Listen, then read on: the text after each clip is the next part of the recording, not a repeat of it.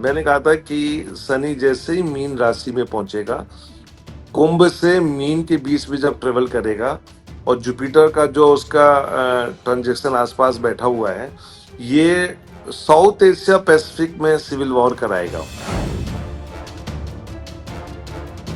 मंगल का नेचर है, fiery nature है, और वो आग और अननेसेसरी के झगड़े बवाद करेगा, जिसको हम सिविल वॉर जैसी बात बोलते हैं। जिसने स्टडी करी होगी, मुंडेन एस्ट्रोलॉजी की स्टडी की होगी, वो कहेगा कंट्री के लिए समय अच्छा नहीं है। सिविल वॉर जैसी स्थिति आ जाएगी और वो आ गई है। अब बांग्लादेश ले लीजिए, अफगानिस्तान ले लीजिए, पाकिस्तान ले लीजिए, श्रीलंका ले लीजिए और अब नेपाल। जेनजी का आंदोलन, पूरा नेपाल जल रहा है। लेकिन जलते नेपाल में दो चीज़ें हर कोई जानना चाहता है कि क्या नेपाल में वापस राजशाही की वापसी होगी, और 2008 के बाद जिस नेपाल ने हिंदू राष्ट्र वाला तमगा हटा दिया था, क्या वापस लगाएगा? देखिए, यहाँ पे क्या है, मैं आपके पुरानी प्रिडिक्शन में जा रहा हूँ वापस। मैंने कहा था कि शनि जैसे ही मीन राशि में पहुंचेगा, कुंभ से मीन के बीच में जब ट्रेवल करेगा और जुपिटर का जो उसका ट्रांजेक्शन आसपास बैठा हुआ है, ये साउथ एशिया पैसिफिक में सिविल वॉर कराएगा। अब लोग कहते हैं साहब वो अमेरिका करा रहा है, वो कहते हैं चाइना करा रहा है, ये करा रहा है। मैं उस पॉलिटिक्स में नहीं जाऊंगा। ग्रहों के हिसाब से मैंने बोला था कि ये प्रॉब्लम शुरू होगी तो पाकिस्तान में वो प्रॉब्लम शुरू हुई। आप देखिए श्रीलंका में हुई, बांग्लादेश के प्रधानमंत्री भगी और भारत में उन्होंने शरण ली हुई है, और नेपाल में ये। और आपको मैं एक बात बताऊं, आपके चैनल के माध्यम से मैं बता रहा हूं, 15 दिन पहले मैंने नेपाली एक इकोनॉमिस्ट है, अमेरिका में रहते हैं, मैंने उनको बताया था कि आपकी कुंडली में, आपके देश में बहुत बड़ी समस्या होने आ रही है, बहुत बड़ी। और ये जो समस्या है, ये करप्शन को लेकर होने वाली है। जी। तो उन्होंने मुझे अपने कुछ पेपर भेजे कि मैंने वहाँ पे करप्शन दूर करने के लिए कुछ यूनिवर्सिटीज में पेपर प्रेजेंट किए। मैंने कहा बहुत देर हो चुकी है, क्योंकि कंट्री में एक बगावत हो गई है। यूथ जो है वो जागृत हो गया है, और जब यूथ जागृत होती है तो उसको एक हवा देने की जरूरत होती है। थोड़ा सा लोगों को प्रॉब्लम है, नौकरियां नहीं है, महंगाई बहुत है, तो सबकी समस्या थी। तो मैंने कहा ये आपकी कुंडली में, नेपाल की कुंडली में जो शनि का जो ट्रांजिट है, नक्षत्र परिवर्तन कर रहा है, वो आपको डैमेज करेगा, और वो हो गया।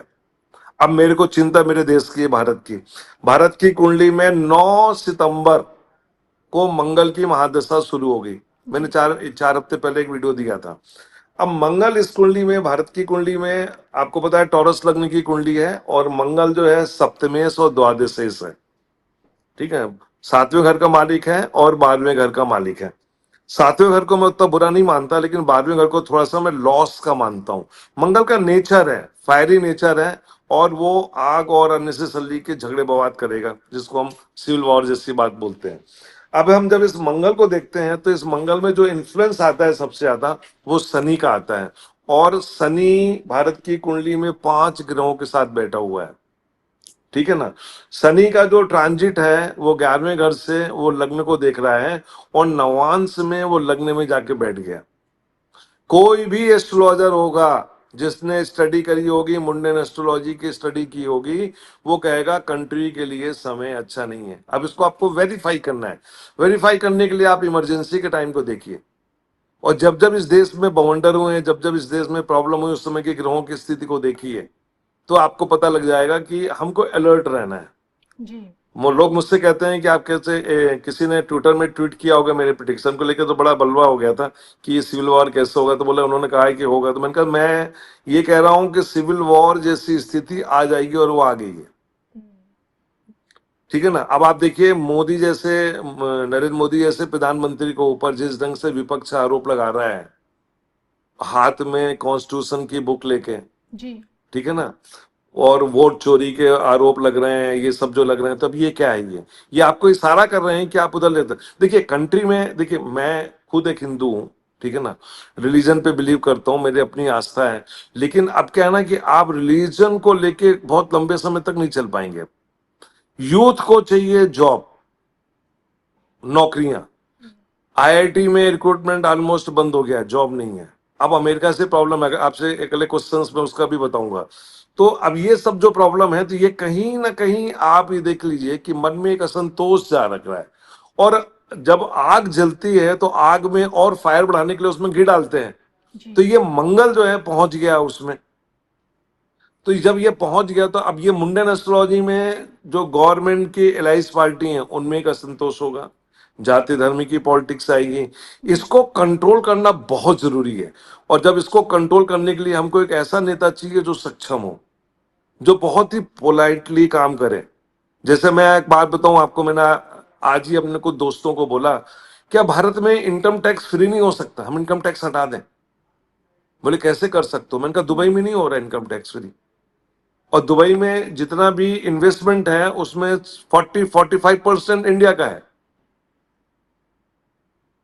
45% इंडियन मनी दुबई में इन्वेस्टेड है। जी क्या हम यहां नहीं कर सकते हैं क्या? तो यदि हम इनकम टैक्स को हटाने का सोचें, सोचना चाहिए एक बार। जब दुबई ये काम कर सकता है, जहां पे दुबई में कुछ नहीं था 50 साल पहले, आज वहां पे उन्होंने क्या किया कि वर्ल्ड के जो सबसे बेस्ट धनाढ्य लोग हैं उनको बुला लिया, आप आ जाओ, आप जी रहो। 51 डिग्री में आदमी खुश है।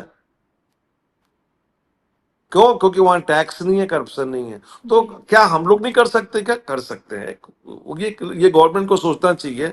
और यही सब चीजें जो होंगी जब आगे यूथ में जाएगी, जो पढ़े लिखे यूथ हैं, जो कैलकुलेशन करते हैं, मास्टर्स हैं, जो वो कहीं ना कहीं उनके दिमाग में आएगा कि देश के लिए कुछ करना है, बहुत हो गया। तो ये एक माहौल बनना शुरू हो रहा है। देखिए मैं मीडिया में रहा हूं, और मैंने मीडिया में रह के मैंने बहुत हाई प्रोफाइल जॉब को हैंडल किया है। जी मुझे मालूम है कि न्यूज कैसे मैनेज होती है, न्यूज कैसे प्रिंट होती है, सब मुझे मालूम है। मैं बोलता नहीं हूँ। लेकिन लेकिन सवाल ये उठता है कि आप कब तक यूथ को बेरोजगार रखोगे? जॉब चाहिए ना। ये बहुत सी इश्यूज हैं जिनको लेके मैं आज भी बोल रहा हूँ कि मोदी जी मेरे फर्स्ट चॉइस थे, आज भी हैं। मैं उनको बहुत लाइक करता हूँ क्योंकि उन्होंने बहुत काम किया, बहुत संघर्ष किया, जो भी है। लेकिन वक्त बदल गया है, जी समय बदल गया है। ठीक है ना। मैं अभी एक जगह बोल रहा था कि राजीव गांधी जब रोनाल्ड रीगन से मिले तो उन्होंने सुपर कंप्यूटर की मांग की, और वो सुपर कंप्यूटर जो है रोनाल्ड रीगन ने मना कर दिया कि नहीं दे सकते टेक्नोलॉजी। इंडिया के आईआईटियंस ने सुपर कंप्यूटर 6 महीने में बना के राजीव गांधी को प्रेजेंट कर दिया, बोले ये लीजिए। तो हमारे यहाँ के लोग, हमारे यहाँ क्रीम है। अमेरिका कैलिबर यदि सही बात रूल सर कर आपने। रहा रूल अमेरिका यदि आईटी सेक्टर में रूल कर रहा है तो ओनली बिकॉज ऑफ इंडिया, जी ओनली बिकॉज ऑफ चाइना। तो हमारे इंडियंस को यदि यहाँ पे काम नहीं मिलेगा तो क्या होगा? मुझे बड़ा दुख होता है। मतलब आप ये देखो, एक आपके चैनल से एक व्यथा व्यक्त कर रहा हूँ। अभी परसों में बॉम्बे में था, तो बॉम्बे में एक आईपीएस ऑफिसर को एक डिप्टी सीएम फोन करके चमका रहे हैं। सुना होगा आपने, वीडियो देखा होगा कि ये उसने अपनी प्रॉब्लम बताई। जी अब उसकी जो प्रॉब्लम थी, उसकी प्रॉब्लम सही थी, बिल्कुल सही प्रॉब्लम थी। एक एक यंग बच्चा, एक आईपीएस है, इंडियन पुलिस सर्विसेज का आदमी है, और वो आके आपकी आपके आपके डिस्ट्रिक्ट में काम कर रहा है, लोगों के भले के लिए काम कर रहा है। आप उसको जब फोन करके जब आप उसको चमका रहे हो, धमका रहे हो, तो उसके मन में क्या जाएगा, क्या सोचेगी वो लड़की? वो भी वहीं उसके दूसरे पार्टी के लोग उसको बोल रहे हैं कि इनकी ये पेपर जांच करो, इनको बात करने के तभी मुद्दे की बात देखो ना। मुद्दा क्या है कि अवैध खनन हो रहा है, उसको रोको। लेकिन कोई नहीं सोचता। तो ये यूथ जो है ना, जब तक यूथ को एक्टिव नहीं होगा ना, तब तक इस कंट्री में नहीं होगा। मोदी जी से बड़ी उम्मीद थी। 11 साल में उन्होंने कम से कम एक काम बड़ा अच्छा किया कि राम जन्मभूमि वाला विवाद जो था ना, वो परमानेंट खत्म कर दिया। जी ये एक बहुत अच्छा काम हुआ। बाकी अब वक्त बताएगा। जी, नेक्स्ट पूछिए, क्या पूछती हैं आप? सर जाते जाते आप इन्हें शुरुआत में बताया ना कि आप इस्लामिक कंट्रीज़ में भी काफ़ी ट्रैवल करते हैं, तो हम भारतीयों को भी वहाँ से क्या सीखना चाहिए? बिल्कुल, बहुत सही, बहुत अच्छा सवाल किया आपने। मैं जहाँ पे रुकता हूँ तो मेरे केयर करने के लिए एक एक लड़की की ड्यूटी लगती है। उसकी उम्र है करीबन 25 साल की। एक दिन रात को 11 बजे उससे बोला, मैंने कहा बेटा तुम जाओ। तो उसने बोला नहीं सर, जब तक आपका डिनर नहीं हो जाएगा तब तक मैं नहीं जाऊंगी। ठीक है। जी तो मैंने कहा कि मैं कर लूंगा। बोले नहीं, आप कर लीजिए, फिर मैं जाऊंगा। तो मैंने जल्दी जल्दी डिनर किया। फिर मैंने उससे बोला कि बेटा तुम जाओगे कैसे? उसने बोला कि sir this is not India, this is Dubai, ये दुबई है। यहाँ पे nobody can touch any women, किसी को आप देख नहीं सकते। आप उसको घूर के देखोगे तो सजा है, आपने उसको छेड़ा तो सजा है। यहाँ कोई डर नहीं है। तो मैंने कहा कि मैंने एक चीज और टेस्ट करी, आपको बता रहा हूँ। मैंने एक दिन क्या किया कि अपनी ये गोल्ड की अंगूठी उतार के एक जगह रख दी। मैंने बहुत सुना था, मैं दूसरे दिन गया वहां पे, वो अंगूठी वहीं रखी हुई थी। तो मैंने उसको उठाया और देखा और उसको पहन लिया। तो एक पुलिस वाला आया मेरे पास, तो बोले कि इज दिस योर रिंग? तो आई सेड या इट्स माय रिंग, मेरी है। तो बोला शो मी योर आईडी। तो मैंने अपना पासपोर्ट दिखा दिया। उसने बोला जस्ट वेट। उसने 15 मिनट के अंदर मुझे बता दिया, हाँ ये आपकी रिंग है। आईटी 24 आवर्स तो कंप्यूटर लगे हुए हैं, कैमरे। उन्होंने देखा कि मैं वहां बैठा हुआ हूँ, मैं ही छोड़ के चला गया, तो मैं आके ले गया। ईमानदारी, ऑनेस्टी। जी हमारे देश में महिलाएं सुरक्षित नहीं है। जी आप रात को निकलने में डरेंगी कि कैसे, यदि लड़की नौकरी करने जा रही है तो लगता है कि घर टाइम से आ जाए, है ना। जी दुबई में, इस्लामिक स्टेट में कहीं भी वो स्थिति नहीं है। अब यदि मैं ऐसा बोलूंगा तो बोलूंगा चार्ज जी आप मुसलमानों के, मुसलमान वाली वर्ड नहीं कर रहा हूं मैं।